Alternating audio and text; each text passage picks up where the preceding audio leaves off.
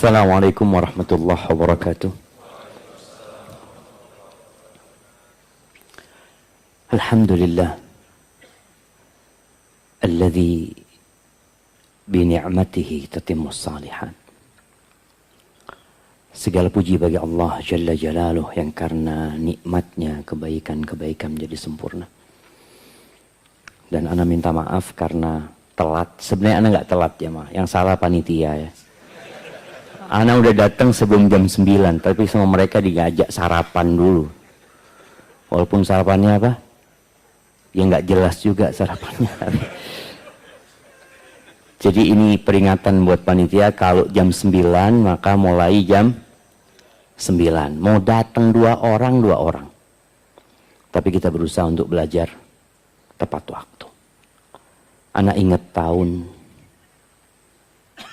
2013 ya, 11 tahun yang lalu. Ini tuh kajian di Masjid Ar-Rahmah Selipi hari Sabtu, ya jam segini juga. Anu udah datang, kata panitia, belum Ustaz, belum mulai Ustaz. Kenapa? Jamaahnya belum pada datang. Loh, undangan jam berapa?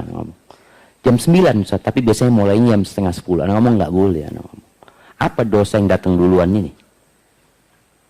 Kok kita itu karena dosa yang terlambat, akhirnya yang datang duluan nungguin di soft pertama gitu ya. Padahal biasanya yang soft pertama ini orang-orang punya masalah, biasanya memang kan dia nggak apa-apa. Karena biasanya yang senang-senang pada telat semua. Gitu. Tapi enggak juga cuma tadi usahakan kita tepat waktu ya. Kecuali ada halangan. Allahumma salli wa sallim ala abdika wa rasulika sayyidina wa maulana Muhammadin wa ala alihi wa ashabihi ajma'in. Amma ba'd. Ahibbati fillah. Berapa hari lagi kita Ramadan? 12, 13. Yang jelas kita berada di pertengahan akhir bulan Sya'ban.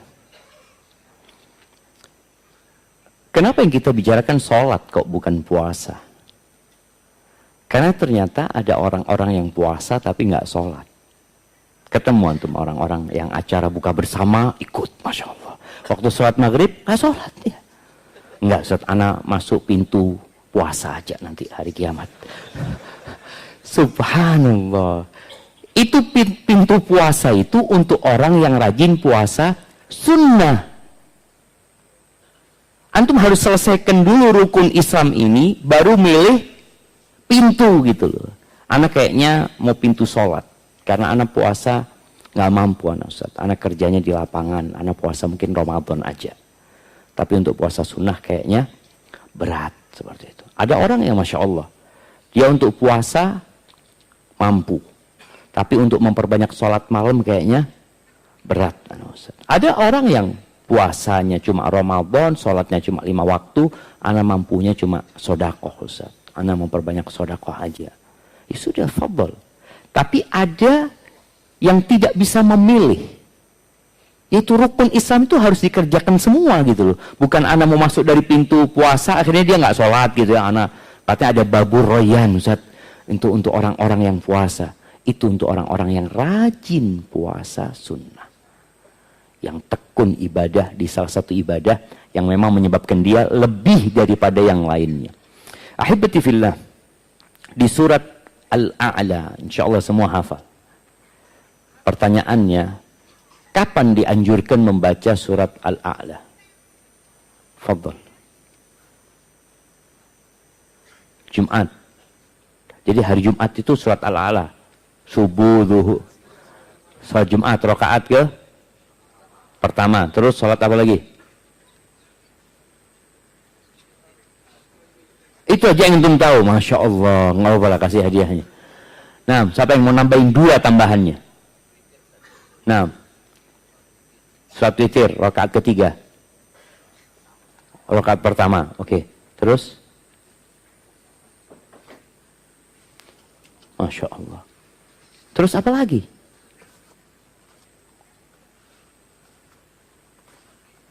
Salat Idul Fitri. Nah, Idul Adha juga. Rakaat pertama. Sudah. Oke, barakallahu fikum. Ada salat istisqa juga kita kadang. Na'am, barakallahu fikum. Ahibati fillah. Kenapa surat ini kok perlu dibaca berulang kali pada saat banyak manusia yang hadir? Salat Idul Fitri itu sampai wanita-wanita yang datang bulan pun dianjurkan untuk menghadiri di lapangan sana.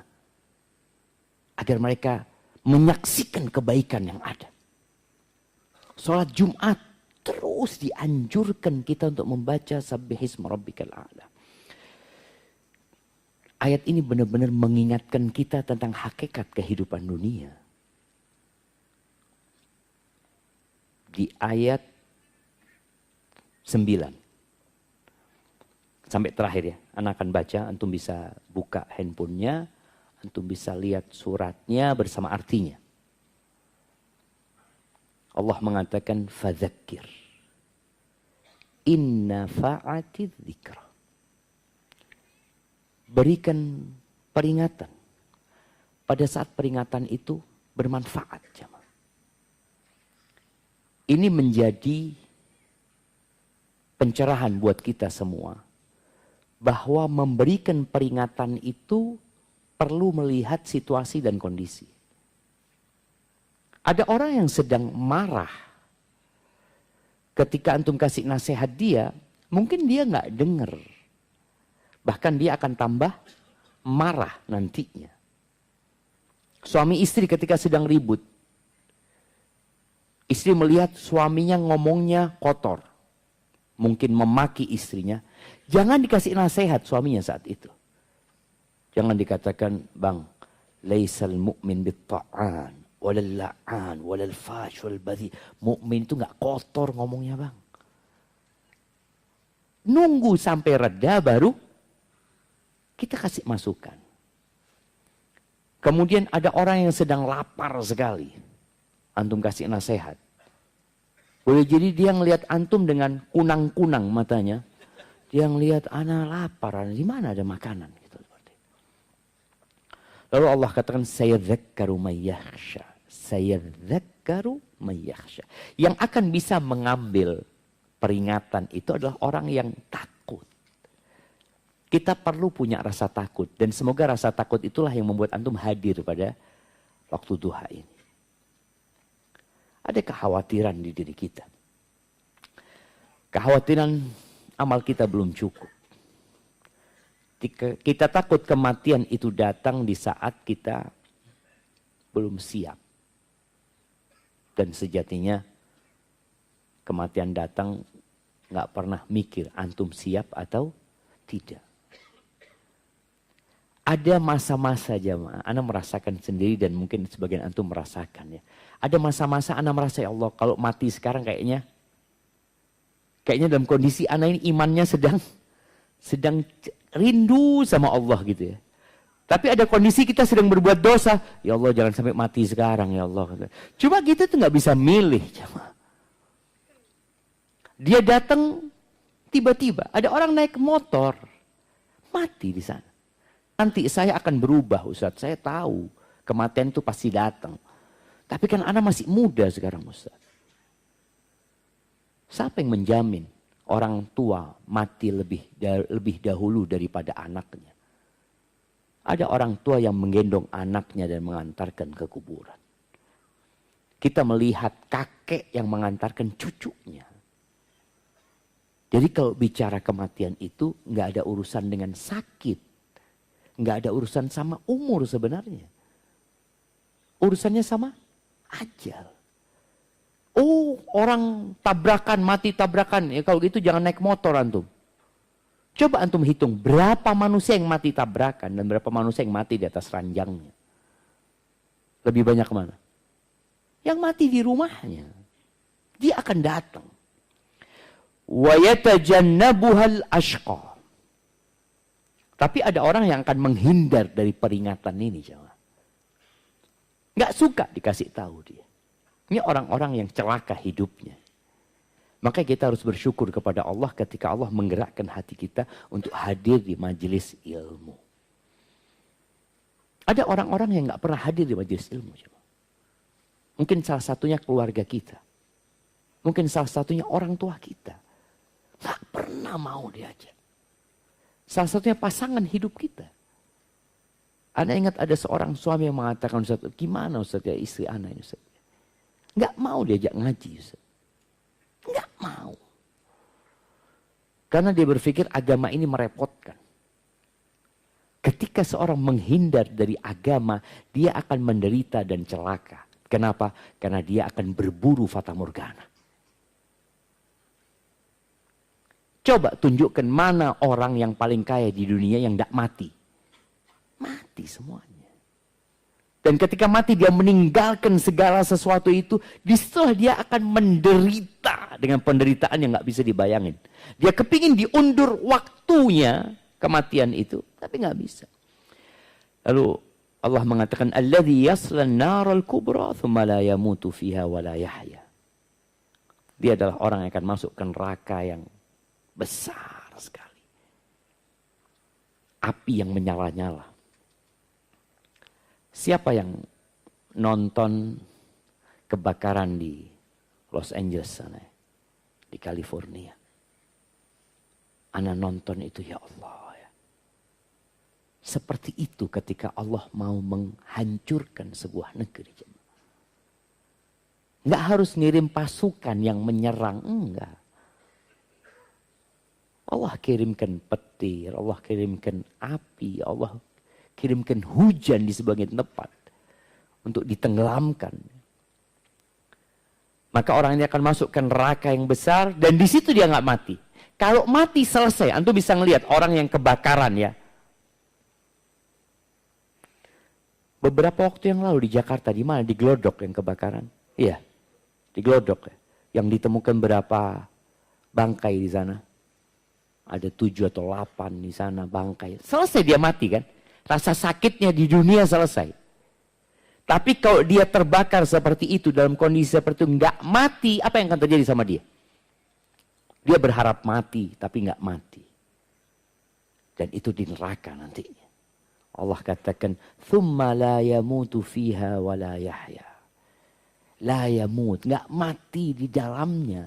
Dan tidak pula hidup menikmati hidupnya. Allah Azza wa Jalla menceritakan bagaimana keinginan penghuni neraka. Dia punya angan-angan. Dia minta kepada Allah, Rabbana akhrijna, keluarkan kami dari neraka ya Allah. Kami menyesal, kami akan berubah menjadi lebih baik ya Allah. Kami akan beramal soleh, kami akan sholat, kami akan datang kajian. Dia sebutkan semua kebaikan yang ingin dia lakukan. Nggak ada. Dan kemudian mereka minta tolong, minta syafaat sama malaikat penjaga neraka. Siapa namanya? Siapa namanya? Malik. Apa dalilnya? Nggak apa-apa lah, kita kasih hadiah nggak apa-apa. Malik. Mereka teriak-teriak. Wanadau ya Malik liyaqdi alaina rabbuk. Mereka menyuruh, wahai Malik, mintakan kepada Tuhanmu. Mereka sudah minta sendiri. Nggak dikasih sama Allah. Ini Malik nih. Ya Malik, liyaqdi alaina rabbuk. Mintakan kepada Allah supaya kita dimatikan. Mereka ingin mati, jemaah. Malaikat Malik tidak menjawab. Terus teriak-teriak. Dan itulah ya. Siksaan di neraka itu bukan hanya fisik, jemaah. Tapi ada siksaan jiwa. Lebih berat mana sekarang? Orang tersiksa fisiknya atau tersiksa jiwanya? Nah, kalau dikumpulkan jadi satu, fisiknya dibakar, jiwanya dinistakan. Terus teriak-teriak. Di beberapa tafsir disebutkan 1000 tahun mereka teriak-teriak. Dan Malik diam. Terakhir Malik mengatakan, qala innakum makithun. Kalian tetap di sini. Selesai jawab. Lalu mereka punya harapan kepada penghuni surga. Karena di surga mungkin ada orang-orang yang kenal sama mereka. Mereka minta supaya dikasih an afidu alaina minal ma au mimma razaqakumullah. Mereka udahlah kasih kita air. Oh, berarti kita akan hidup terus di neraka ini. Dengan kondisi seperti ini, nggak ada harapan lagi untuk keluar. Mereka minta makanan. Mereka minta air, kasih air kami. Atau apa saja yang ada di surga. Kami minta itu. Qalu innallaha harramahuma 'alal kafir. Enggak ada, haram buat orang-orang kafir. Maka ahibati fillah, ketika seorang menghindar dari peringatan, enggak mau dikasih tahu, ya dia sendiri yang akan merugi. Pada hari tidak berguna penyesalan itu. Lalu Allah katakan qad aflaha man tazakka wa dzakara asma rabbih fasalla. Ini yang jadi kajian kita hari ini. Telah sukses, beruntung. Siapa? Orang yang menyucikan dirinya. Menyucikan hartanya, jiwanya. Wa dzakara asma rabbih, dia selalu mengingat nama Tuhannya. Fasalla, kemudian dia sholat. Makanya lah orang yang beruntung. Dia tahu bahwa kehidupan ini tidak lama. Kemudian dia tahu bahwa di situ ada tempat yang sudah dipersiapkan untuk seluruh manusia. Dan semua tinggal milih. Ada surga dan neraka, terserahlah mau kemana. Tapi kata Allah, bal tu'thirunal hayatad dunya. Masalahnya kalian lebih mementingkan kehidupan dunia. Yang tinggal di Jakarta mungkin benar-benar merasakan itu. Bagaimana di pagi hari orang berebut naik motor, ya, naik mobil. Anak tadi malam naik mobil dari mana ke mana, anak nggak tahu sudah. Macet ya mah. Tapi Google Map-nya biru. Oh, berarti ini sudah lancar menurut Google Map gitu loh. Jadi sampai macet pun Google Map mengatakan, ya kayak gini memang Jakarta. Jadi jangan Anda melihat biru kayak di Jember gitu. Wah, biru enggak. Ternyata birunya itu kayak gitu. Allahu Akbar. Tapi ternyata itu dilakukan oleh manusia terus setiap hari.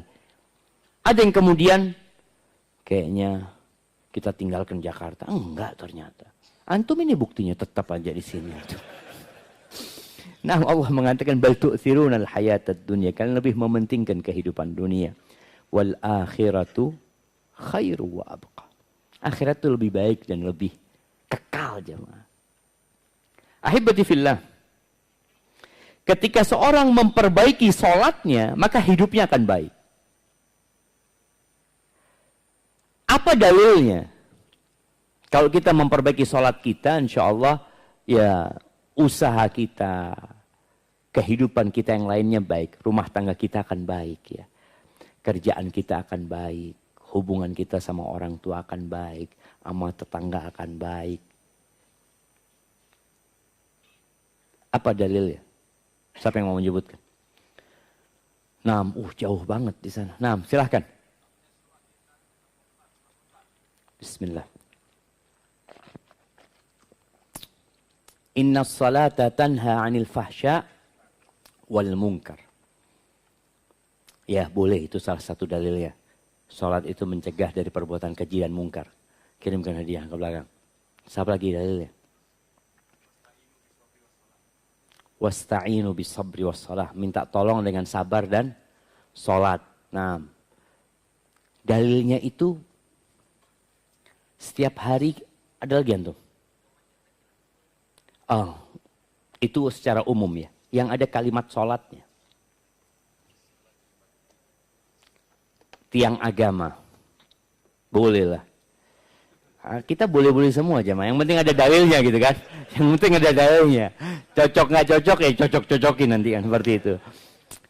Antum dengar sehari 10 kali jemaah. Hayya 'alas shalah. Hayya 'alal falah. Hayya 'alas sholat. Terus ayo sholat kalian. Bayangin ya, bagaimana cintanya Allah kepada manusia.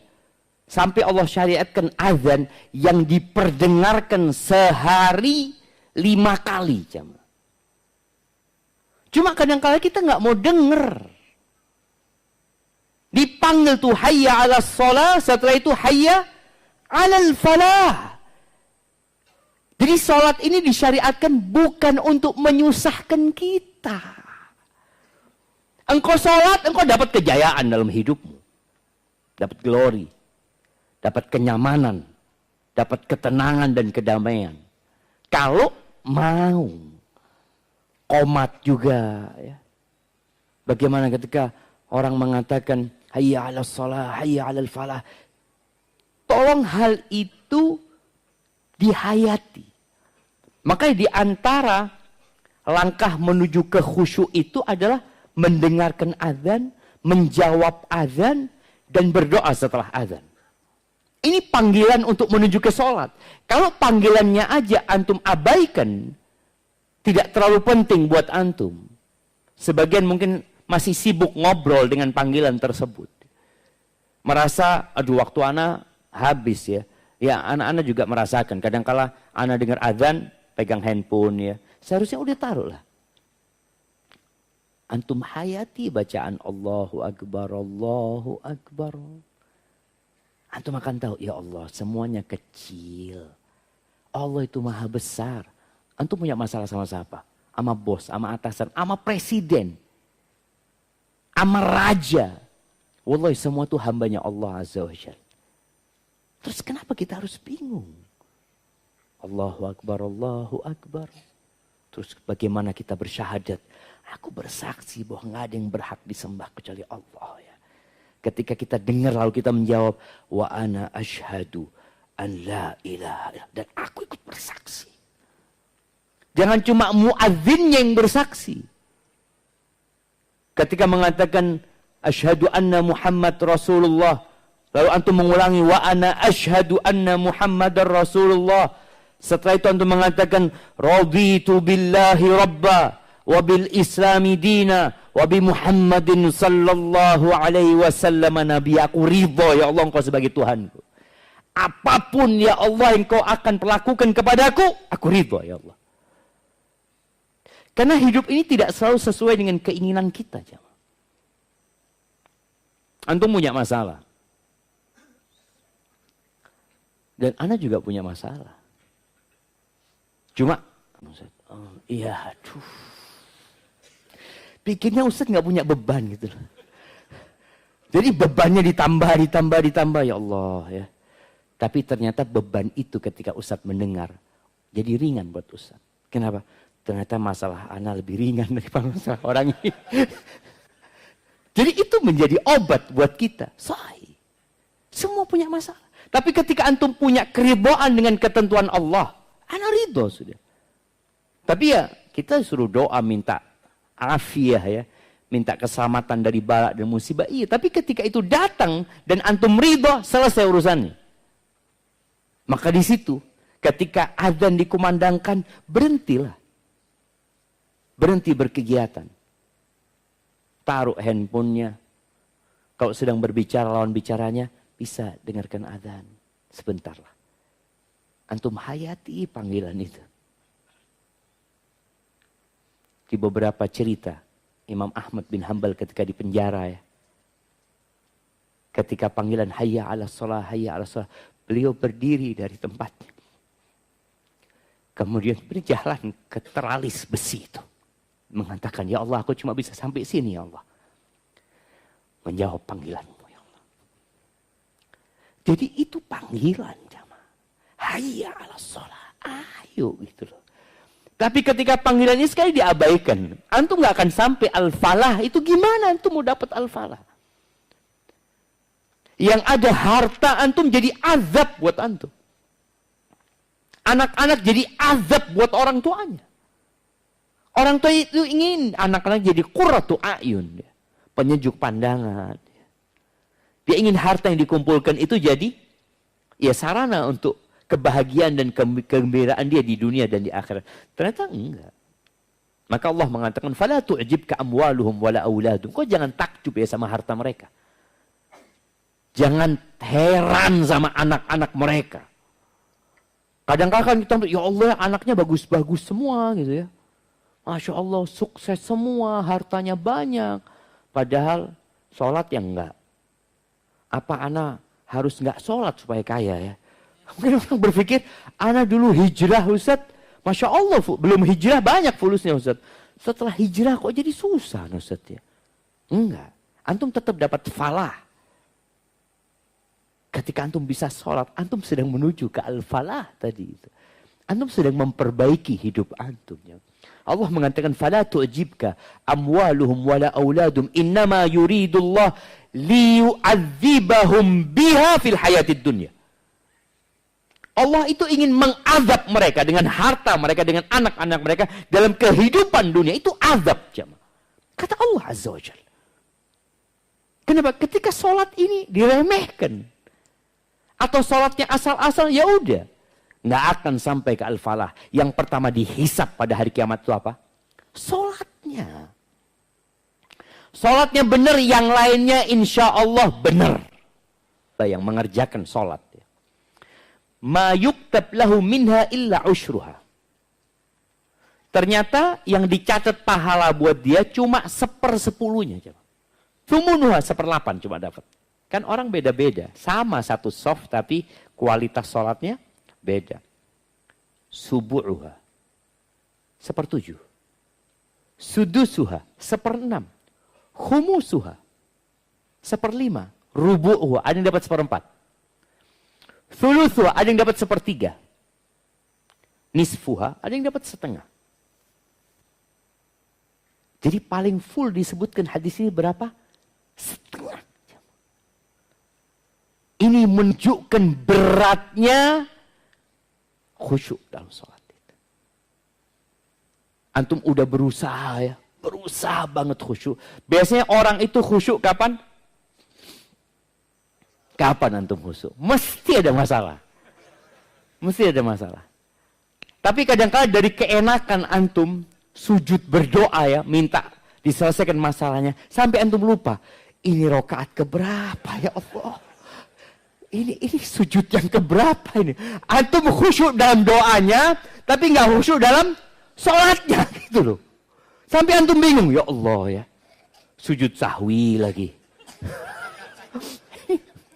Menunjukkan memang kualitas sholat kita itu, sholat itu curhat sama Allah Azza wa Jalla.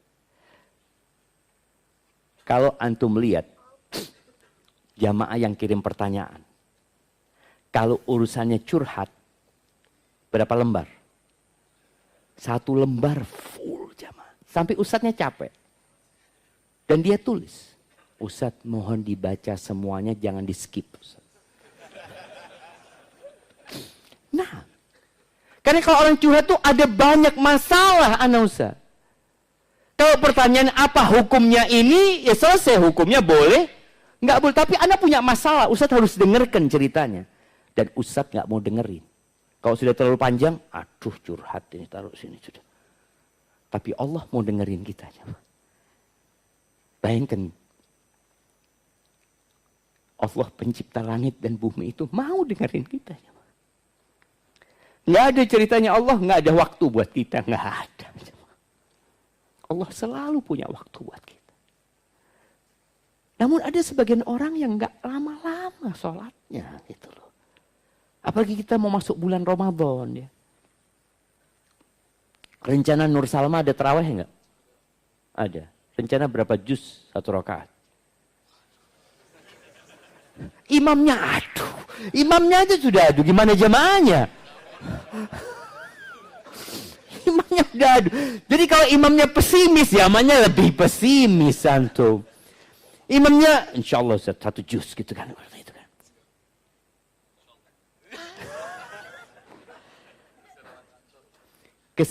Orang udah pada pulang. Anak pernah sampaikan di sini mungkin. Di Sukamiskin, tahu Sukamiskin itu? penjara itu ya. Penjara orang-orang hebat. Hebat apanya? Wallahu a'lam. Ana sempat masuk sana. Untuk berdakwah ya, masuk ke sana. Semoga kita dijauhkan dari namanya penjara ya. Itu cerita mereka. Ustaz Ramadan alhamdulillah Ustaz, 10 hari terakhir kita itu tarawih Ustaz 11 rakaat, kita panggil imam Ustaz. Bisa semalam tuh 3 sampai 4 juz Ustaz. Itu 11 rakaat ya. Apakah antum nunggu di penjara? Baru mau 3-4 juz. Nah, dan Nabi alaihi salatu wassalam. Gimana? Ini bulan Ramadan, bulan diturunkannya Al-Quran. Yang bagaimana Rasul sallallahu alaihi wasallam di bulan Ramadan tersebut. Beliau di luar bulan Ramadan, pernah sholat malam. 1 rakaat itu baca Al-Baqarah, An-Nisa, Ali Imran. Gitu hadis. 5 juz 1 rakaat. Jemaah. Kita 11 rakaat sampai 1 juz. Enggak juga. Kesian jamaahnya Ustaz. Kesian sama imamnya. Kesian sama DKM-nya. Karena aduh masjidnya kurang makmur Ustaz kata dia. Kalau mau makmur yang cepet-cepetan lah. Jadi kalau antum. Ini sholat tarawih itu kan pilihan bukan kewajiban. Yang 23 lebih cepat dari yang maksudnya kan gitu. Jadi nggak apa-apa loh jamaah. Artinya bebas sebenarnya. Ada yang di sini setengah jam, ada tempat lain 1 jam sholatnya, ada yang 2 jam. Tapi harus ada jamaah. Antum jadi fasilitator kita Ustaz, insya Allah sholatnya sehari, semalam ya 8 juz. 8 juz. 1 rakaat 1 juz. Dan kalau antum nggak mampu berdiri, bukan nggak mampu, nggak mau berdiri, duduk. Boleh jamaah. Di Jakarta ada nggak yang 1 rakaat 1 juz? Hah? Banyak. 1 rakaat 1 juz. Loh ini pertanyaan 1 rakaat 1 juz. Belum nemu Nur Salman insya Allah. Aduh. Takut kehilangan jamaah ini. Bener loh jamaah. Ini waktu yang sangat mulia. Ramadan ini mulia banget deh. Kita nggak tahu dia datang lagi atau tidak. Maka manfaatkan malamnya untuk sholat. Ketika capek tadi, antum berdiri, antum duduk. Duduk aja, bismillah. Kemudian nanti ketika waktunya mau ruku, antum berdiri. Sebagian orang mungkin kerja, tadi dikatakan orang kantor kerja. Nggak harus dia sholat tarawih itu ba'dal isya. Nggak harus berjamaah, sendirian pun jadi. Boleh jadi di rumah, antum lebih khusyuk. Ya udah di rumah. Karena anak-anak kalau sholat di masjid kayaknya terlalu cepat Ustaz. Anak kayaknya mau sholat mulai jam 10 lah. Sampai jam 3. Lalu antum ketawa ya. Insya Allah tahun ini Nur Salma. Kita bikin. Kalau sholat fardu, imamnya harus memperhatikan jamaah. Sholat fardu, sholat sunnah dia nggak suka ya pergi aja gitu loh. Ya nggak enak Ustaz sama jamaah Ustaz. Nanti sunduknya berkurang Ustaz. Ustaz sunduk lagi nanti. Ya, jamaah semakin banyak sunduknya Ustaz. Enggak lah. Jamaah rahimakumullah. Maka tadi ada orang yang sholatnya asal-asalan. Yang penting sholat. Padahal ternyata ada orang sholat masuk neraka. Allah mengatakan fawailul lil musallin. Celaka nih orang sholat. Apalagi yang nggak sholat ya. Orang sholatnya dalam kondisi dia hukumi celaka dia. Alladzina hum an salatihim sahun. Alladzina hum yura'un. Lalai dia. Yang penting sholat buat dia. Anak sholat alhamdulillah nggak pernah bolong. Walaupun sholatnya cepet-cepetan. Rukuknya nggak benar. Wallah kondisi rukuk kalau antum bayangin ya. Sholat itu bukan hanya kata-kata. Dimulai dengan takbiratul ihram, diakhiri dengan salam. Sholat itu bukan hanya gerakan. Dari berdiri antum ruku, dari ruku berdiri lagi, dari berdiri kemudian sujud, sujud kemudian duduk. Enggak. Salat itu adalah bentuk penghambaan kita kepada Allah Azza wa Jal. Dan Nabi SAW mengatakan, as-salatu khairu mawdu'. Salat itu sebaik-baiknya ibadah yang diletakkan. Maka Allah syariatkan sehari 5 kali. Haji seumur hidup sekali. Puasa setahun sekali. Zakat setahun sekali ketika datang nisabnya. Salat nggak bisa. Nggak bisa. Antum harus salat minimal 5 kali.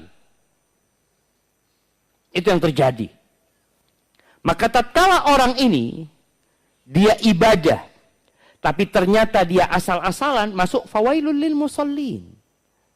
Berkaitan dengan waktunya yang penting, ya mundur-mundur sedikit nggak apa-apa lah.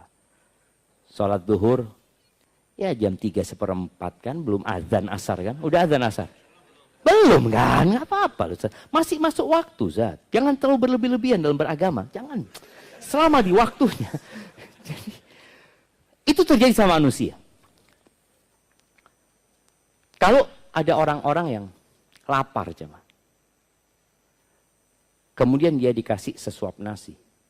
Cukup nggak buat dia? Nggak cukup, anak lapar banget. Ustaz. Anak kayaknya butuh 2 piring. Nasi padang, Ustaz. Butuh apa lagi?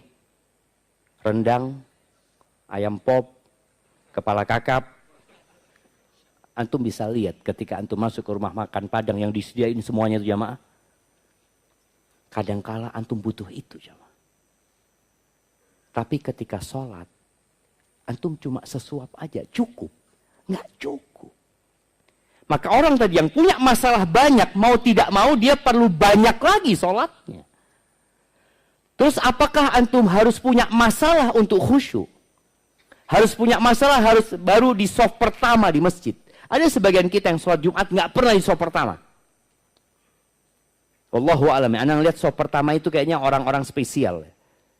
Itu lagi kalau anak khutbah ya, ketemu ini lagi, mana yang lainnya. Yang soft terakhir tetap di soft terakhir. Nggak pernah ada kemajuan. Yang ada kemunduran deh nanti seperti itu. Sholat ini tadi seperti makan. Makan antum hanya butuh 3 kali. Bahkan ada orang yang 2 kali cukup makan. Tapi sholat antum butuh banyak. Makanya Allah syariatkan 5 kali. Hanya sekarang bagaimana menjaga kualitas sholat antum. Jamaah rahimakumullah, orang munafik sholat enggak? Sholat. Apa kata Allah Azza wa Jalla?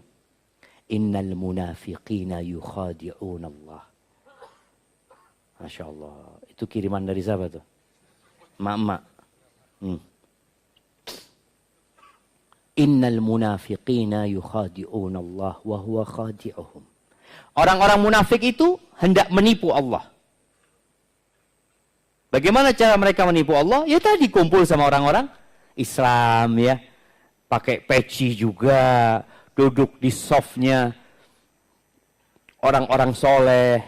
Padahal Allah yang sedang menipu dia. Dia pikir Allah nggak tahu. Kalau pihak masjid nggak tahu. Anda ditanya, Ustaz tahu nggak mana yang munafik di masjid ini Ustaz? Coba antum lihat. Kanan kiri antum. Tahu dari mana antum? Ini kayaknya munafik Ustaz. Kenapa? Dari tadi nyatet aja. Kayaknya pura-pura dia nyatetnya. Nggak bisa gitu jemaah. Nah kita benar-benar nggak tahu. Tapi Allah kasih tanda ternyata. Apa tandanya? Idza qamu ila sholati qamu kusala. Kalau mereka bangkit mendirikan sholat, males-malesan. Jadi ketika dia hendak sholat, berat. Ya Allah. Kalau antum sholat dalam kondisi berat, boleh jadi ada masalah sama antum. Kenapa? Tadi kita udah sampaikan, ini curhat. Ketika antum antrian ke dokter, antum inginnya nomor berapa? Nomor 1. Anak kepingin yang pertama konseling sama dokter, anak punya masalah. Ketika antum melihat antri panjang, Allahu Akbar. Orang-orang ini jam berapa mereka datang gitu loh. Orang-orang munafik berat, malas. Antum kalau sudah ada, ya Allah, ini panggilan dipanggil hayya 'alas shalah, hayya 'alal falah, tapi kok berat aneh. Padahal ana mau ngomong sama Allah, ana mau mengatakan iyyaka na'budu wa iyyaka nasta'in. Ana akan katakan ihdinas siratal mustaqim. Ana mau minta sama Allah. Tadi ana akan ruku. Bagian posisi ruku antum melihat ana sedang beribadah sama Allah. Allah sedang melihat ana saat ini, jemaah. Emang enggak mau? Antum ketemu bos aja, dipanggil bos. Dipanggil bos. Astagfirullah. Ketika antum mengatakan astagfirullah dipanggil bos, berarti antum punya salah. Antum tahu dipanggil karena dosa. Iya, ana berbuat salah. Tapi ketika dikatakan, dipanggil bos, ada bonus buat engkau. Tadi, hayya 'alas shalah, hayya 'alal falah. Antum mau dikasih, antum mau dikasih bonus. Terus antum mengatakan, kayaknya nggak benar bonusnya nih. Munafik.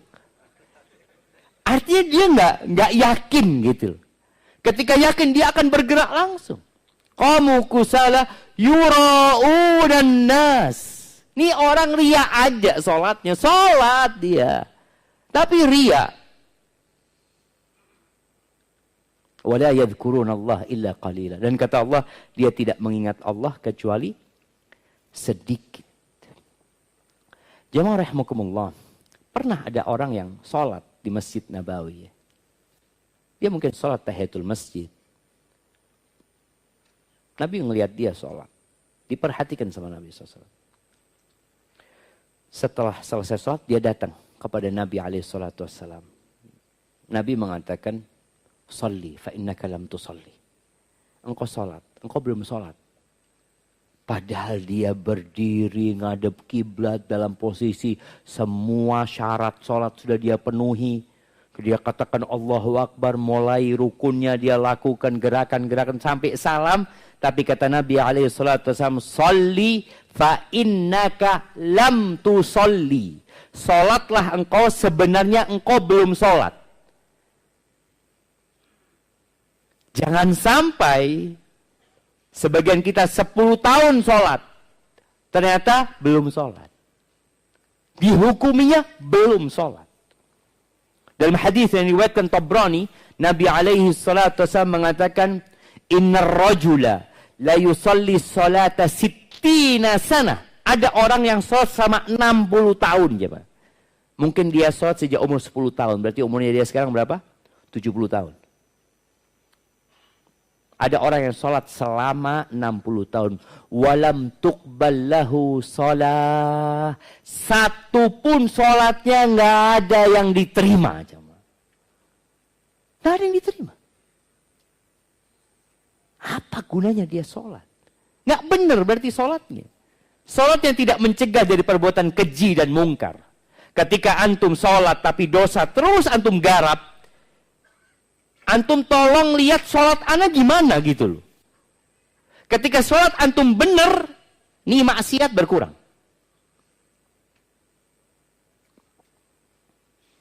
Kadang-kala kita ngelihat ada kawan kita jamaah. Rajin sholatnya ya. Rajin sholat zikir. Lalu kita godain dia. Antum habis berbuat dosa apa antum? Kok pertaubatan kayaknya gini. Marah dia. Iya, arti sebenarnya ketika sholatnya benar, dosa itu jauh, yakin. Kenapa? Allah sudah sebutkan, Inna sholata tanha anil fahsya wal munkar. Sholat itu mencegah dari perbuatan keji dan mungkar. Ini orang 60 tahun sholat, tapi terus dosa dia kerjakan, jangan disuruh berhenti sholat. Karena ada sebagian orang melihat kawannya sholat, tapi terus berbuat maksiat. Apa katanya? Udahlah antum berhenti sholat, maksiat terus jalan. Jangan disuruh berhenti sholatnya. Dosa antum. Boleh jadi utusan iblis nih orang. Nyuruh kawannya sholat, berhenti sholat. Lu jangan. Perbaiki sholatnya antum. Perbaiki sholatnya. Ini orang sama Nabi SAW diperbaiki sholatnya. Itu yang 60 tahun sholat nggak diterima, dikasih penjelasan sama Nabi SAW. Kenapa nggak diterima sholatnya? Yutimmu ruku'ahu wa la yutimmu sujudahu. Yutimmu sujudahu wa la yutimmu ruku'ahu. Dia tadi sholatnya asal-asalan. Rukuknya sempurna, sujudnya enggak. Sujudnya sempurna, rukuknya enggak. Padahal kita tahu yang namanya tumakninah itu rukun sholat gitu loh. Ini orang pokoknya solian. Baik, sampai 3 kali dia orang sholat dia lagi. Gimana orang ini sholat dilihat sama Rasul SAW. Pasti sholatnya berusaha untuk khusyuk. Salah saya salam, dia datang lagi kepada Nabi SAW. Apa kata Nabi SAW? Irji' fasalli fa innaka lam tusalli. Engkau balik sholat, engkau belum sholat. Maka yang ketiga orang ini mengatakan, ya Rasulullah, aku nggak bisa lagi sholat lebih baik daripada yang kau lihat tadi. Itu sudah sholatku yang paling baik. Akhirnya dia diajarin sama Nabi SAW. Di antara yang beliau sampaikan ya, ini panjang. Idza kunta ila shalah fastaqbilil qiblah ya. Kemudian disuruh baca mata yasra minal Quran ya. Dan kita tahu yang jadi rukun sholat adalah baca Al-Fatihah. Boleh nggak ana Ustaz sholatnya karena keburu-buru ana baca Al-Fatihah aja Ustaz, nggak baca surat? Boleh nggak? Boleh, sah sholatnya gitu loh. Tapi bacanya yang benar, baca Al-Fatihahnya ya. Karena dari 30 juz Al-Quran itu yang paling utama adalah Al-Fatihah.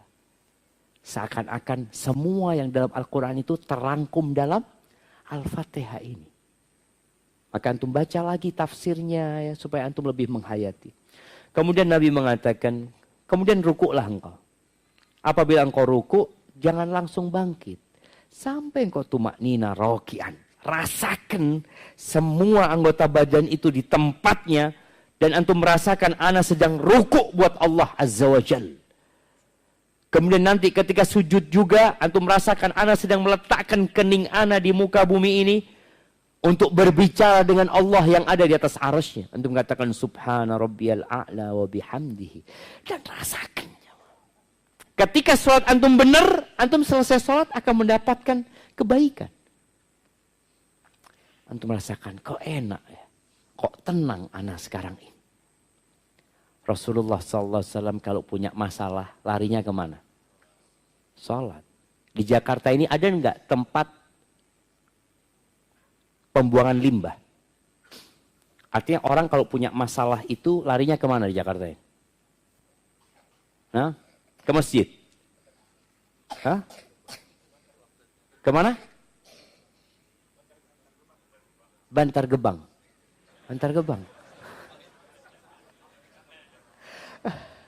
Enggak, orang kalau punya masalah itu biasanya kalau di Jakarta ini dibuang kemana? Diskotik, dunia malam. Nah, di mana lagi? Masjidnya tutup.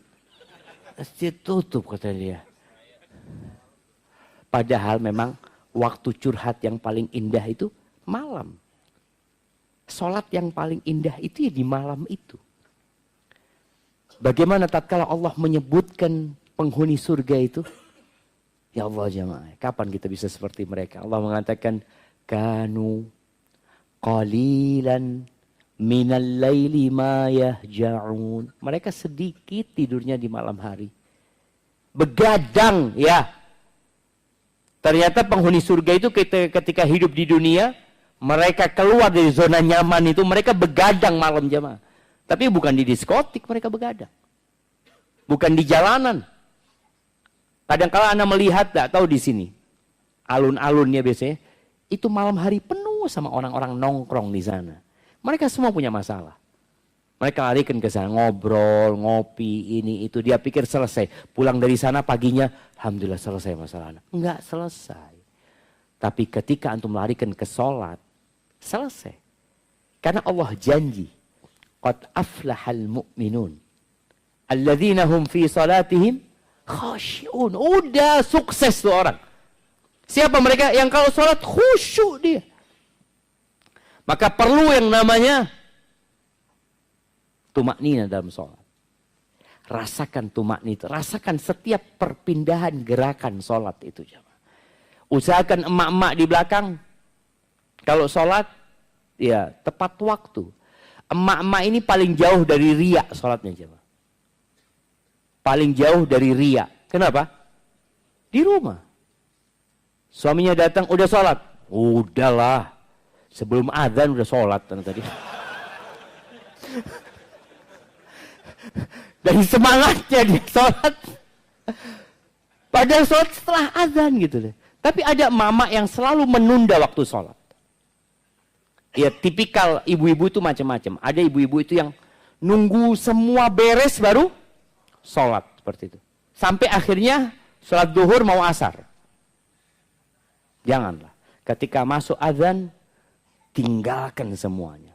Dan bapak-bapak juga ya. Ketika sudah masuk waktu sholat, panggilan hayya ala sholat, yang bisa ditinggalkan, tinggalkan semuanya. Usahakan sholatnya di awal waktu. Walaupun memang kita tahu sholat itu waktunya luas gitu ya. Zuhur ya sampai asar. Kalau subuh sampai matahari terbit waktu subuh itu. Ketika seorang mulai menunda-nunda waktu sholat, maka boleh jadi nanti ada kesibukan yang sholatnya di luar waktu. Tapi kalau antum lihat anak punya waktu, tadi khususnya lagi emak-emak ini, udahlah yang namanya beres-beres ini itu semuanya bisa ditunda. Tapi sholat ini seharusnya lebih diutamakan. Apalagi kalau sudah tahu hari itu hari dia datang bulan. Ketika dia tahu zuhur nih, oh kayaknya anak hari ini udah kayaknya mau datang bulan nih. Oh, udah adzan, sholat. Berjanji dari riba, dari namimah, dari perbuatan-perbuatan yang haram, dari kezaliman. Kalau ada orang sholat tapi ngomongnya kasar, ada bahaya dengan sholat dia. Nabi SAW ditanya tentang seorang wanita.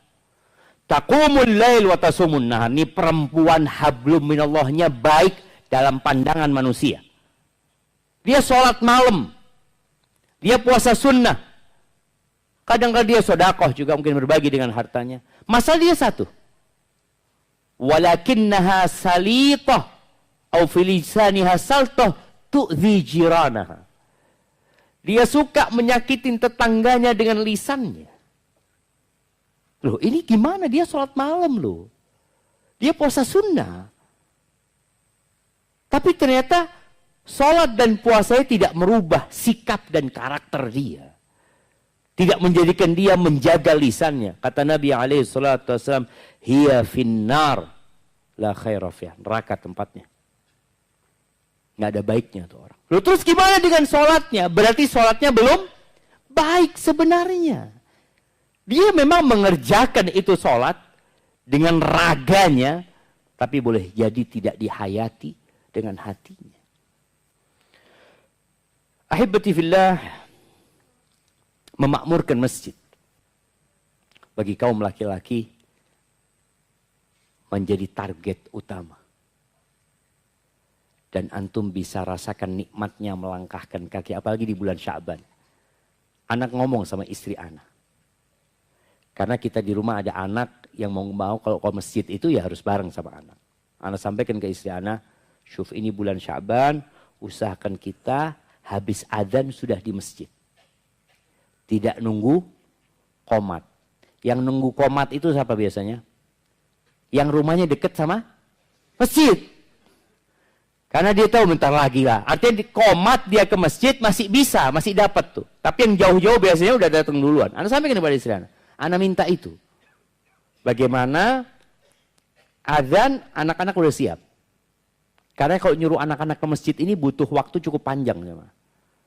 Dia lari sana, lari sini, suruh ambil bajunya. Dia tidur-tiduran di kasur ya. Namanya anak-anak lah seperti itu. Kalau bapak-bapak kayak gitu. La haula wala quwwata illa billah. Nah, ahibati fillah. Tadi anak sampaikan, anak pesan sama istri, kita butuh saling tolong-menolong sama keluarga. Antum mengingatkan istri antum juga minta tolong sama istri antum. Ingatkan anak lah. Ketika adzan dikumandangkan, itu udah disiapin anaknya, bapaknya sudah ambil wudu. Usahakan antum juga kalau mau qobliyah, ya qobliyah di rumahnya, ya. Baru kemudian berangkat ke masjid. Kemudian di masjid anak jangan dibiarin di tempat yang jauh, dekatkan sama antum. Karena sebaik-baiknya ibadah, sebaik-baiknya yang kita ajarkan kepada anak kita Apalagi sekarang bulan Sya'ban, bulan diangkatnya amalan, sehingga masuk Ramadan kita sudah semangat. Apa yang menyebabkan kita bisa khusyuk? Salat kita jadi baik. Antum sudah sebutkan semua. Masalah. Ketika ada masalah, kita jadi lebih dekat sama Allah SWT. Kita tuh punya masalah semua. Masalah itu namanya kematian. Antum takut sama penyakit, antum ke dokter. Antum hidup sehat, karena antum takut dengan sesuatu. Antum minum obat, antum olahraga. Semua ternyata masalahnya dari rasa takut dengan penyakit tadi. Ketika kita takut dengan kematian, maka insya Allah kita akan lebih khusyuk. Nabi SAW dalam hadis yang diriwayatkan oleh disebut oleh Syekh Al-Albani dalam kitabnya Silsilah Sahihah, beliau mengatakan udhkuril maut, ingatlah dengan kematian. Kapan? Fi sholatika, dalam sholatmu. Jadi tatkala kita sholat Allahu Akbar, boleh jadi ana mati, ana sedang banyak dosanya ya Allah. Fa innar rajula idza dzakara al-mauta fi salatihi la hariyun an yuhsina salatahu. Orang kalau ingat dengan kematian di salatnya, itu menjadi kesempatan buat dia untuk memperbaiki salatnya. Bedalah dengan orang yang salat sedang memikirkan pekerjaan. Semua hal-hal yang menyebabkan antum tidak khusyuk dalam agama kita itu dihindari. Seperti ketika antum mau makan malam atau sudah mau makan, tahu azan. Antum mulai dengan mana? Makan. Antum selesaikan makannya. Anak kehilangan jamaah loh. Iya. Kenapa? Menjaga kualitas sholat itu lebih utama daripada mendapatkan fadilah berjamaahnya tapi enggak khusyuk. Jadi menjaga kualitas ibadah itu sendiri lebih baik daripada menjaga tempat dan waktunya. Oke, sholat di masjid pahalanya 27 Ustaz. Kalau anak makan dulu, anak akan kehilangan 27. Anak akan kehilangan jamaah. Nah, tapi kualitas ibadah itu lebih harus dijaga daripada kualitas tempat dan waktunya. Akhirnya antum berangkat ke masjid, udah nggak dapat jamaah. Nah, itu sudah nggak apa-apa. Tapi antum sholatnya khusyuk.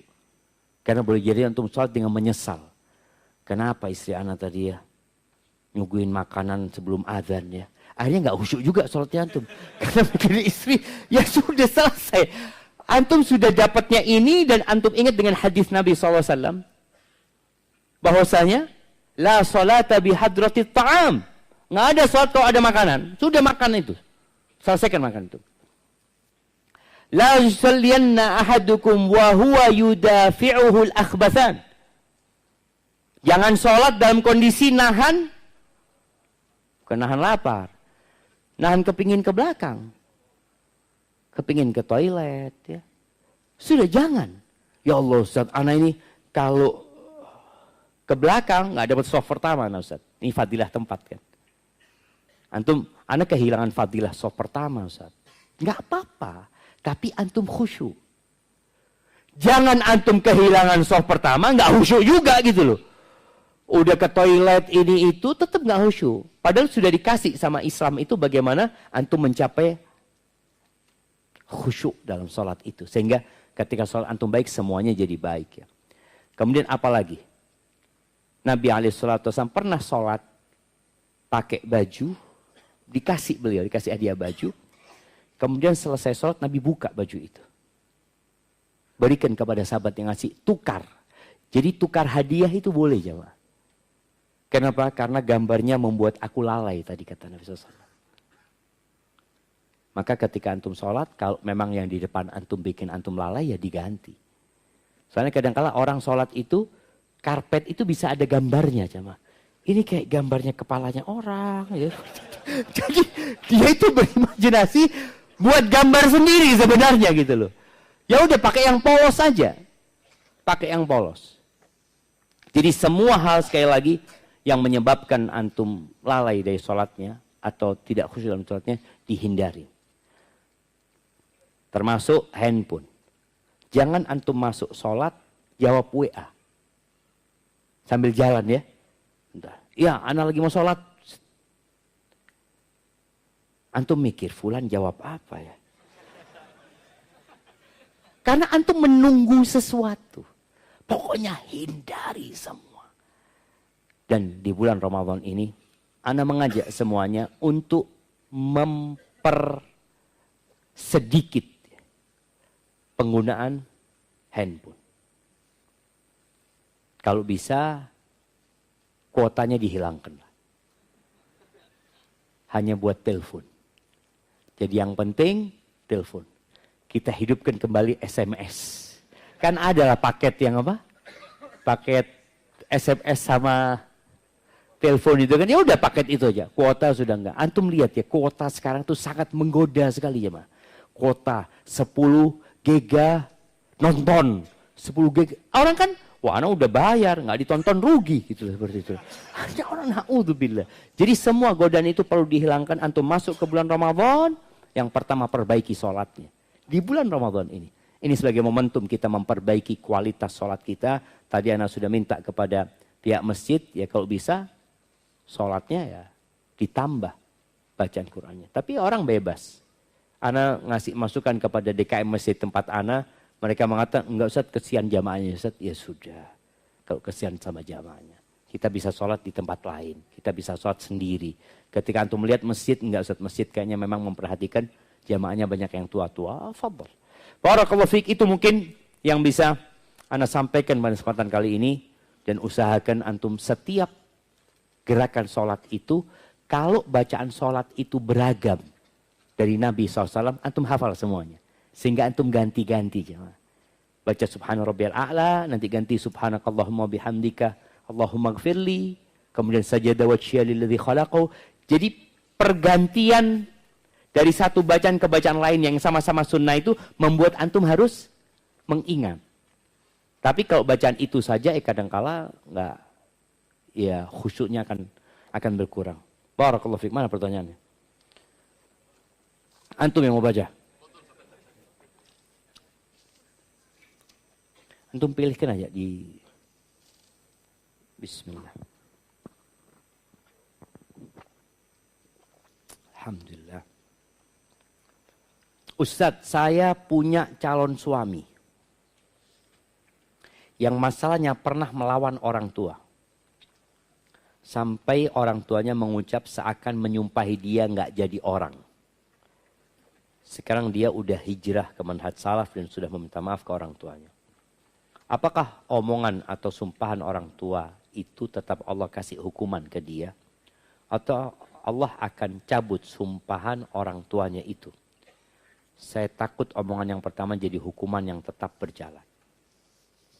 Jamaah rahimakumullah, Allah itu maha pengasih dan maha penyayang. Allah itu At-Tawwab Ar-Rahim. Ya. Maha menerima tobat dan maha mengasihi. Ketika orang ini sudah bertobat dan sudah meminta maaf kepada orang tua. Karena di sini ada dosa kepada orang lain. Kalau dosa antara kita sama Allah cukup kita. Apa syaratnya tobat? Anda mau kasih hadiah. Pertama menyesali. Bertekad untuk tidak mengulangi. Satu lagi. Meninggalkan dosa itu. Kalau ada urusan sama manusia baru kita harus minta maaf sama manusia. Masya Allah, ini buat perempuan semua jemaah. Fadhal Habib. Perempuan juga. Antum kok bukunya buat harim semua? Fadhal Habib. Barakallahu fikum. Hah? Baik, tadi ketika seorang sudah menyesali, meninggalkan, bertekad untuk tidak mengulangi, ya, itu sudah antara dia sama Allah. Tapi kalau ada urusan sama manusia, mau nggak mau harus minta maaf sama orang tersebut. Datang ke orang tuanya, kemudian perbanyak berbuat baik kepada orang tuanya. Ya. Karena orang tua sakit hati lah jemaah ketika anaknya kurang ajar sama orang tuanya. Sampai sholatnya. sholat. Cuma ada orang tuanya. Sampai sholatnya cuma ada orang tuanya. Kadang susah terus.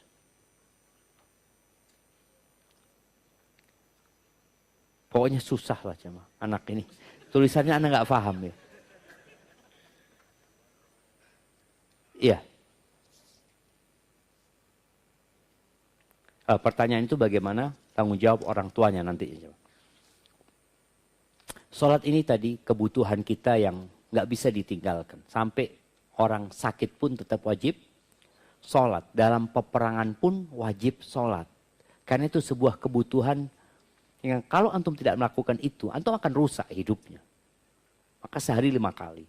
Berkaitan dengan pendidikan anak, Allah mengatakan wa'mur ahlaka bis salati wastabir 'alaiha. Kata Allah, perintahkan kepada keluargamu untuk sholat dan sabarlah. Bukan wasbir ya. Bahasa Arabnya wasbir, ada wastobir. Itu artinya sabar ekstra. Sabar. Nyuruh keluarga sholat itu sabar yang ekstra. Artinya kita perlu berjuang. Menyuruh keluarga itu. Ya perlu sabar orang tuanya. Oleh karena itu, dalam rangka menuju ke sholat yang terjaga, kita diperintahkan memerintahkan anak kita sholat mulai umur 7 tahun. Sebelum 7 tahun diajak sholat, ya diteladani sholat. 7 sudah disuruh, emaknya sudah nyuruh. Dan Masya Allah, Anda melihat ada seorang emak-emak jemaah. Yang setiap subuh, suaminya ustadz. Tapi karena suaminya ustadz kadang kala keluar kota ya, ada banyak kesibukan. Ini perempuan selalu barengin anaknya ke masjid. Subuh. Kadang-kala emaknya naik motor, anaknya naik sepeda. Anak lihat, ya Allah ya. Karena benar-benar dia ingin menjaga sholat anaknya. Maka perlu capek, perlu lelah. Kita maunya kadang-kala bangunin, anak kepingin anak bangunin ketok pintu, cek-cek bangun Ustaz. Ya Alhamdulillah. Ada yang harus ditarik, ada yang harus disiram. Ada yang sudah bangun, kita tunggu gak keluar-keluar dari kamar mandi. Subhanallah, tidur di kamar mandi, iya. Tidur, ini anak-anak tuh. Orang tuanya perlu sabar gitu loh. Ada lagi orang tua yang ngeluh sama anak. Ustaz, anak-anak pulang dari pesantren Ustaz. Ternyata anak tetap harus bangunkan dia sholat subuh Ustaz. Harapan anak, dia udah gak lagi dibangunkan. Dia lupa di pesantren juga dibangunin dia. Artinya ada yang membangunkan dia di pesantren itu. Maka orang tua harus ekstra sabar. Diajak. Jadi bukan hanya diajak. Bukan hanya ditegur, tapi perlu duduk sama dia, menceritakan sholat ini apa sih? Engkau ngapain sih? Kenapa engkau berat sholat? Karena engkau nggak memaknai sholat itu. Ketika engkau tahu dengan makna sholat itu lebih indah daripada main futsal. Sholat itu lebih baik daripada main game. Sholat itu lebih nyaman daripada bertamasya. Sholat ini adalah bagaimana engkau berhubungan dengan pencipta langit dan bumi ini. Tanpa ada batasan. Engkau ngomong apa saja bisa minta sama Allah SWT. Cuma tadi perlu bersabar. Dan kita semua harus bersabar. Ya, anak ngajak anak-anak sholat subuh jemaah. Kadang-kadang masih tasyahud akhir jemaah. Tuh anak sudah mundur. Dia pikir sudah selesai. Loh, kok belum selesai? Dia maju lagi jemaah. Ya namanya anak-anak gitu aja. Perlu sabar orang tua. Dan kalau bicara apakah nanti akan dimintain pertanggungjawaban? Tetap. Pertanggungjawaban itu ada. Apakah engkau sudah melaksanakan dengan baik atau tidak? Disitulah akan ada hisab nanti pada hari kiamat. Kalau hisab tetap akan ada hisab. Kalau ternyata engkau sudah maksimal, aku sudah maksimal ya Allah. Ya udah nggak akan ada hukuman. Karena sudah maksimal orang tuanya. Barakallahu fikum. Ustadz, orang tua anak kerja di bank. Tapi anak sebagai anak perempuan yang lagi kuliah di perantauan jadi mikir. Apa aku pakai uang yang diberi mereka nggak akan jadi berkah. Anak sudah nasihatin mereka dari anak SMP. Masya Allah jemaah. Qadarullah sampai sekarang Allah belum takdirkan untuk berubah. Gimana kira-kira sebagai anak menyikapinya. Ketika engkau bisa hidup mandiri. Memiliki pemasukan sendiri. Maka ya jangan terima lagi dari orang tua.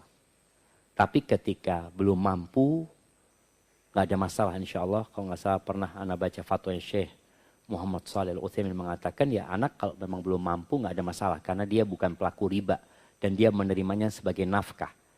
Jadi insya Allah nggak ada masalah. Tapi kalau dia sudah mampu, hendaklah dia menghindari hal itu. Sambil terus didoakan orang tuanya.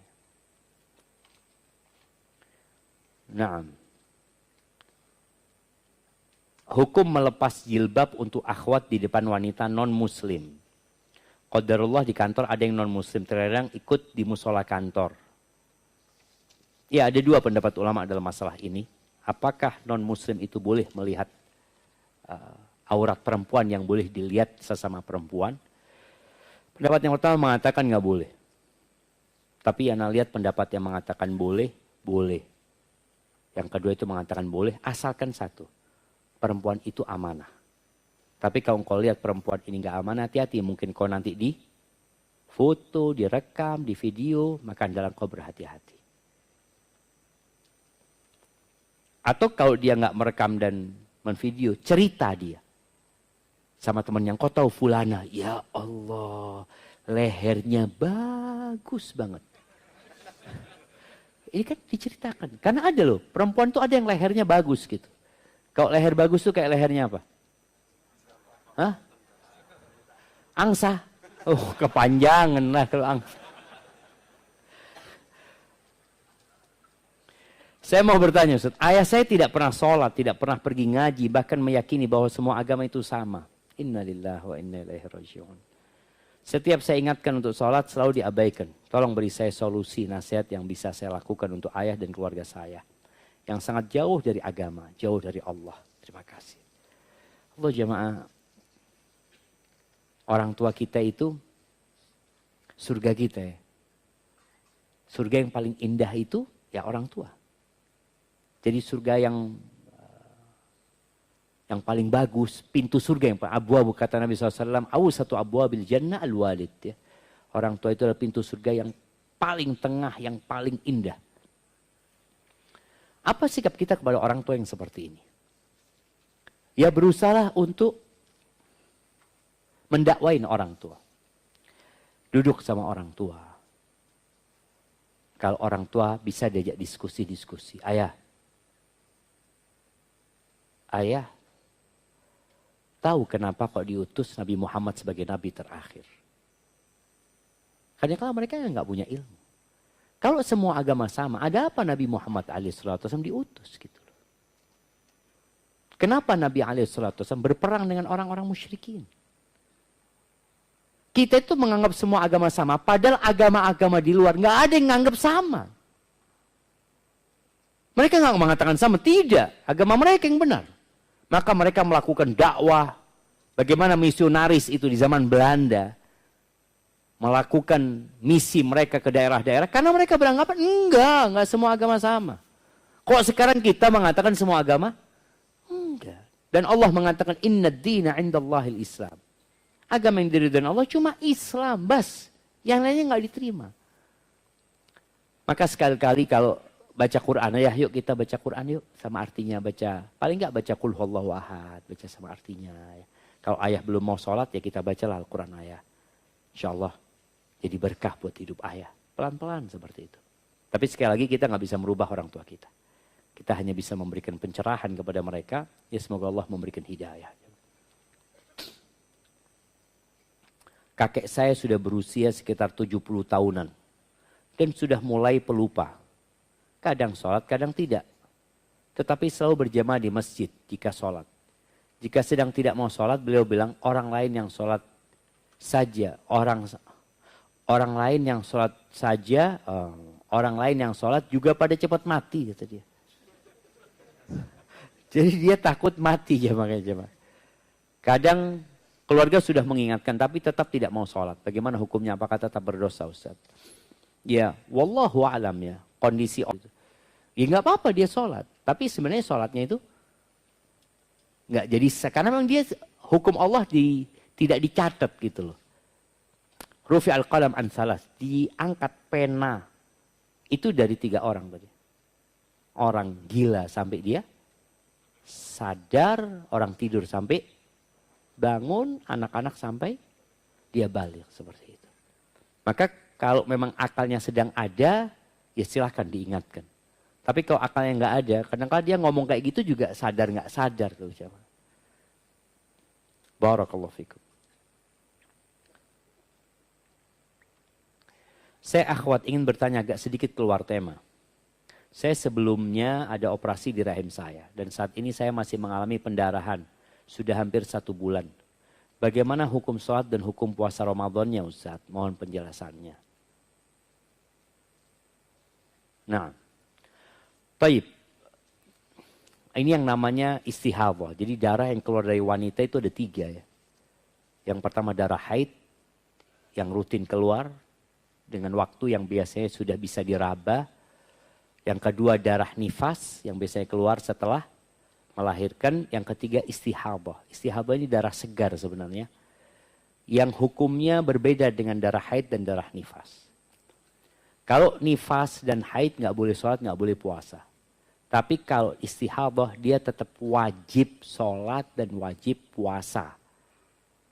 Bagaimana mengetahuinya? Ketika darah itu bercampur udah nggak bisa dibedakan. Kalau bisa dibedakan ya jelas dia sudah ngeliat, oh ini darah haid sekarang. Nanti setelah itu, oh kelihatan ini sudah selesai kayaknya haidnya. Kalau sudah nggak bisa membedakan, ya sudah dikira-kira. Biasanya engkau datang bulan berapa hari? Oh 7 hari Ustaz. Ya udah 7 hari itu jangan sholat. Kalau tahu Anda biasanya datang tuh dari tanggal 7 sampai tanggal 14 umpamanya. Ya sudah di tanggal itu nggak usah sholat, nggak usah puasa. Di sisanya tetap sholat dan puasa. Untuk sholatnya ada kekhususan ya buat yang istihadah ini dianjurkan mandi. Dianjurkan mandi. Kalau bisa mandi tiap sholat ya alhamdulillah. Kalau nggak bisa mandinya itu 2 sholat 1 mandi. Jadi sholat zuhur dan asar itu nggak dijamak. Tapi sholat zuhurnya diakhirkan, asarnya diawalkan. Jadi seakan-akan dijamak. Padahal enggak. Sholatnya tetap di waktunya masing-masing. Maghrib dan isyanya seperti itu. Kalau dia mampu untuk mandi tiap waktu sholat, alhamdulillah mandilah. Kemudian kalau nggak mampu ya wudhu saja di setiap waktu sholat. Tetap wajib sholat dan wajib puasa. Semoga Allah sembuhkan ya.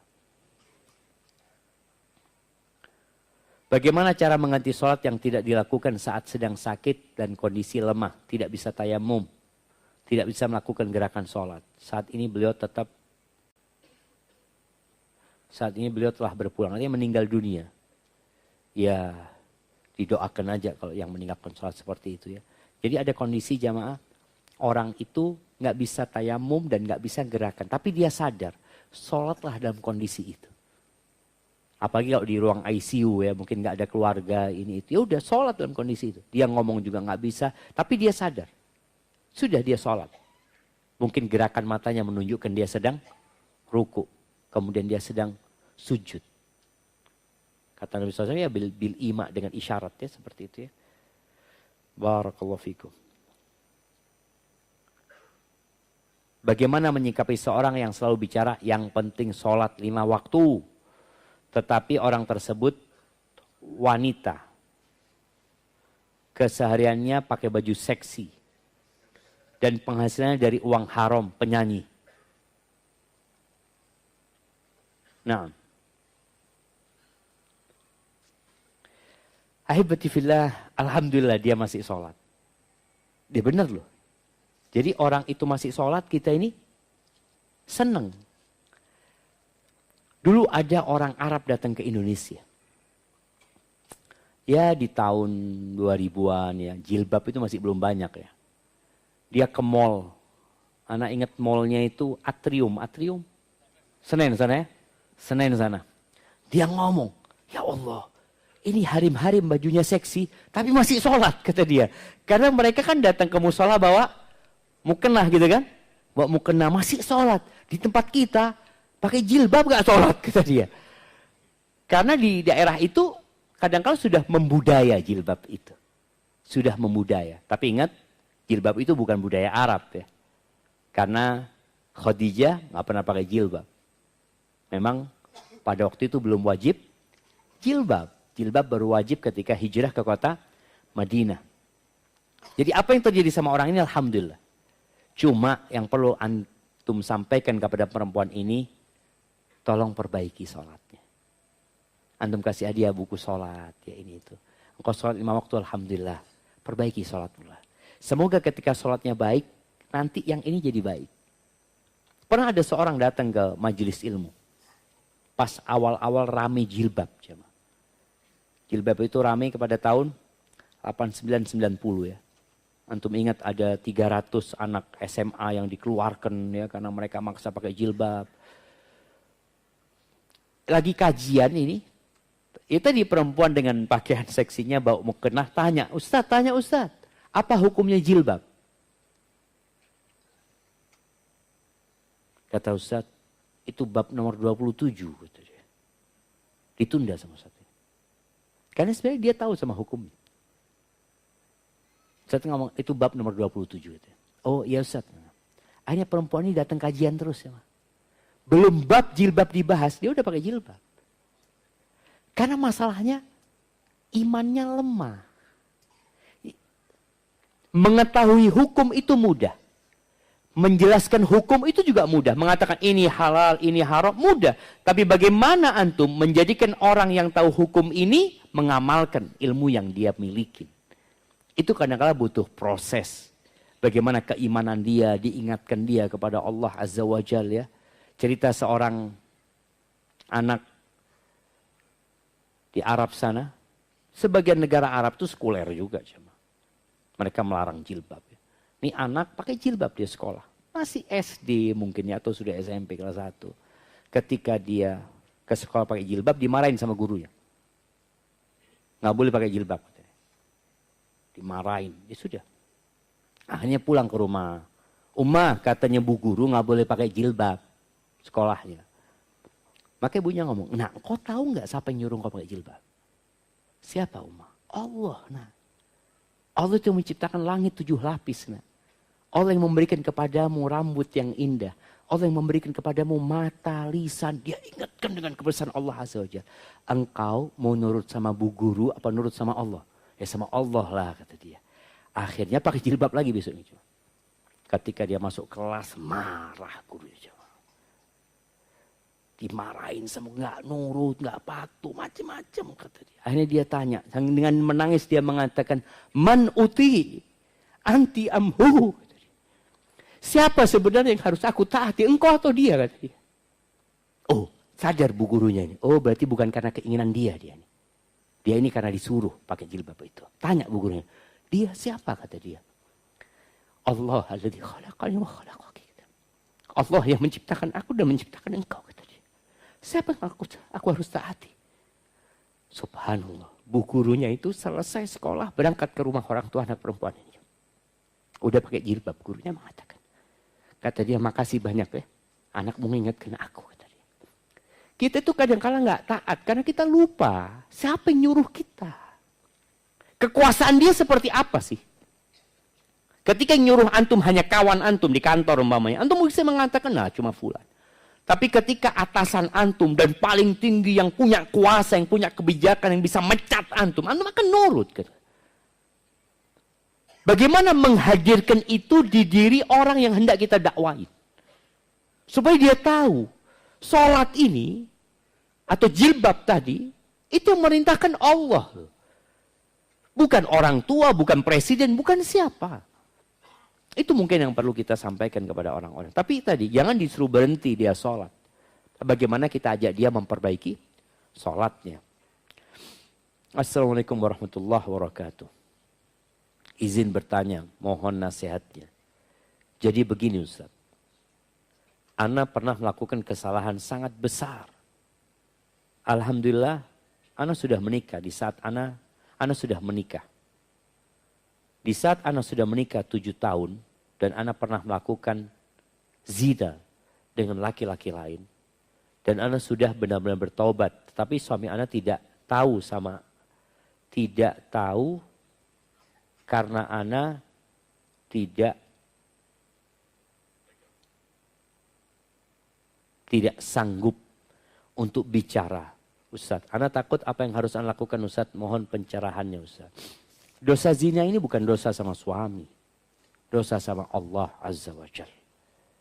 Oleh karena itu ketika ada seorang datang kepada Nabi SAW mengatakan, aku hamil dari zina. Nabi nggak bertanya, engkau berzina dengan siapa? Ya sudah, dia dosanya dia gitu loh. Maka engkau nggak perlu cerita sama suami. Yang perlu engkau lakukan bertobat kepada Allah dengan taubatan nasuha. Kalau ternyata dari hasil zina itu hamil, punya anak.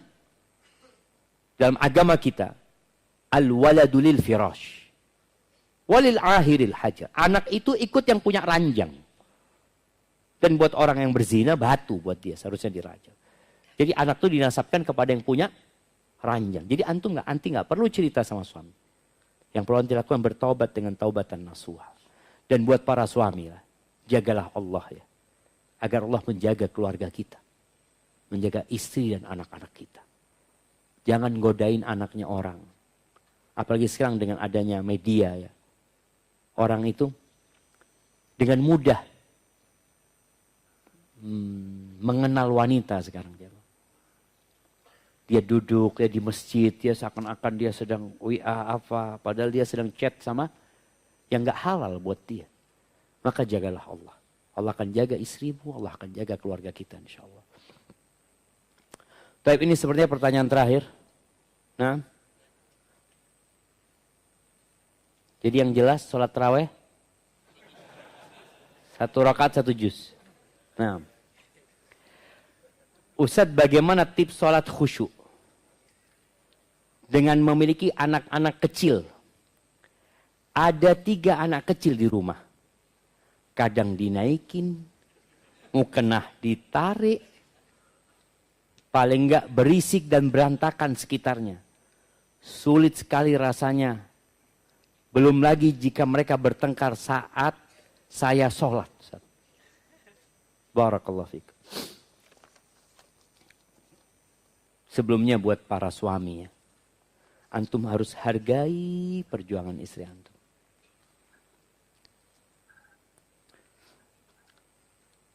Kalau ganti tugas, antum yang jagain anak-anak, istri yang bekerja, kira-kira 2 hari antum jadi apa jemaah? Mungkin pakai koyuk di sini, koyuk di sini, bekam sini, bekam. Jadi korban KDRT anak-anak dia merasa orang tuanya, ya Allah. Makanya kita harus berterima kasih ya. Allah sudah ciptakan wanita itu Masya Allah. Dia tulang rusuk antum. Jadi fleksibel banget dia itu jemaah. Masya Allah. Maka tolong hargai perjuangan dia. Paling enggak antum kasih perhatian. Antum kasih pujian. Antum kasih sanjungan. Nggak harus hadiah itu nggak harus berupa emas, bunga. Boleh jadi kata-kata yang indah itu sudah cukup buat dia. Cukup buat dia. Sebagian laki-laki ini pura-pura laki-laki ya. Nggak bisa nah Ustaz kayak gitu Ustaz. Anak rejan. Nggak bisa lembut-lembut kayak gitu. Aduh lah. Romantis enggak. Anak rejan. Ketika ada seorang sahabat datang melihat Nabi SAW sayang banget sama anak-anak kecil. Dia nggak ngelihat Nabi SAW di rumah, tapi dia lihat Nabi SAW nyium anak-anak kecil, diciumin sama Rasulullah SAW. Dia mengatakan, atuqabbiluna sibyanakum. Kalian mencium anak-anak kalian? Iya, aku punya 10 anak. 1 pun nggak ada yang aku cium. Bangga dia jemaah. Kata Nabi SAW, ya mungkin Allah sudah cabut rahmat dari dirimu. Maka ketika antum tidak bisa sayang sama perempuan, padahal dia membutuhkan kasih sayang, boleh jadi ada yang dicabut dari diri antum. Allah mengatakan, wa ja'ala bainakum mawaddah wa rahmah. Allah menjadikan di antara kalian cinta dan kasih sayang. Kalaupun cinta sudah hilang, kadang-kadang orang kalau sudah makin lama menikah ya, sudah punya anak, ini itu, udah cintanya itu udah kering gitu jemaah. Tapi masa nggak ada sayang, nggak ada rahmat? Allah jadikan itu. Maka perjuangan perempuan nih, dikasih anak sama antum, berapa? Baru 3 nih. Gimana kalau 5? Gimana kalau 12? Gimana kalau 28? Anak ingat tuh Ustadz di Bondowoso yang punya anak dari satu istri 28. Antum mau bangga, oh hasilnya 28. Antum nggak ngapa-ngapain, emaknya itu loh. Yang dibanggakan itu bukan antumnya, emaknya yang berjuang. Maka tolong berikan kepada dia itu kasih sayang ketika pulang ya. Kadangkala istri itu tidur capek jamaah. Habis ngurusin anak. Jadi dia tidur, anaknya satu di situ, satu di mana, nggak tahu suaminya datang, hargain dia. Iya, dia capek ngurusin anak-anak antum. Apalagi nggak ada pembantu di rumah ya.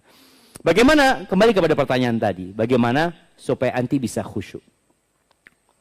Ya, antum udah kenal nggak sama yang di kanan dan di kiri antum? Udah kenalan belum tadi? Mama? Udah sebagian kayaknya. Baik. Coba sekarang kenalan dulu, baru ana lanjutkan jawabannya jemaah. Bismillah. Nah, fadhol. Udah kenalan? Tanya nama, dari mana, apa profesinya?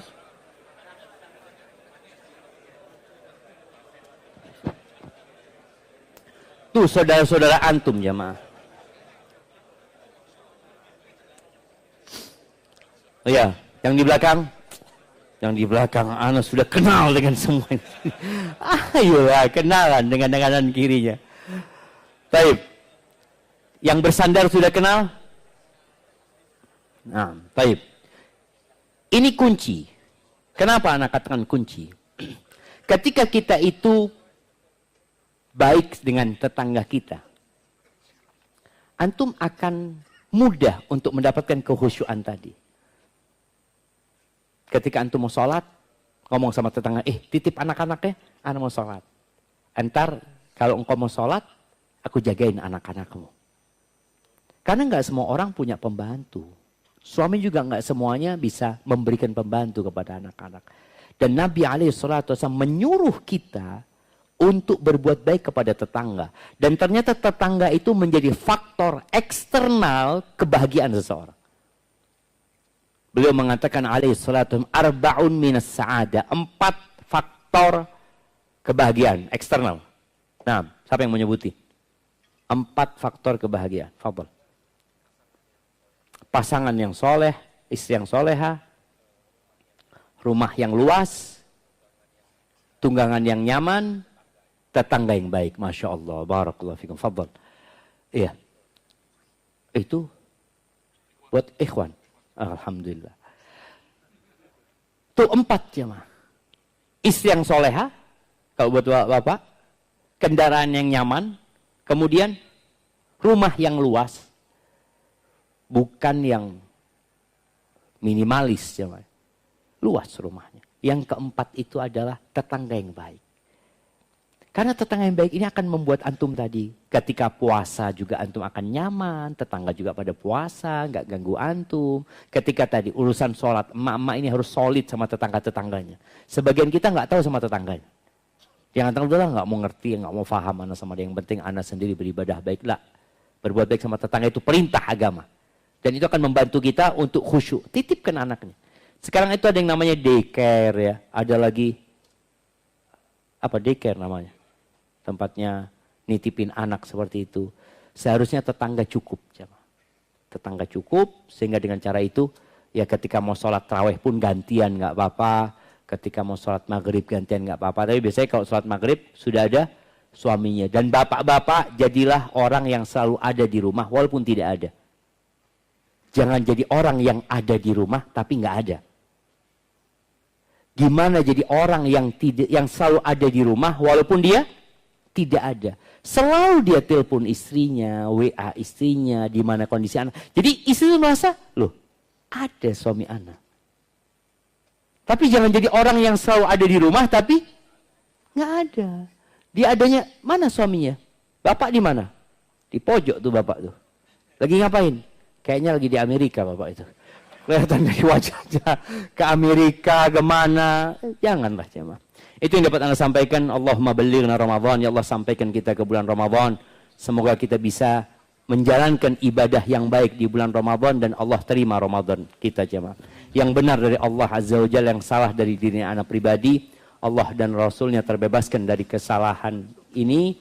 Rabbana taqabbal minna innaka antas sami'ul alim wa tub alaina innaka antat tawwabur rahim. Subhanakallahumma bihamdika asyhadu an la ilaha illa anta astaghfiruka wa atubu ilaik. Wassalamualaikum warahmatullahi wabarakatuh. Waalaikumsalam warahmatullahi wabarakatuh. Sebelum Ana tutup juga, Ana minta bagi bapak-bapak ikhwan khususnya kembali lagi ke tempat duduknya, karena laju atau traffic pertama akan digunakan untuk para akhwat, dan para akhwat juga harap sabar sebentar karena jalurnya akan digunakan oleh Ustaz. Baik. Baik. Sekali lagi Bapak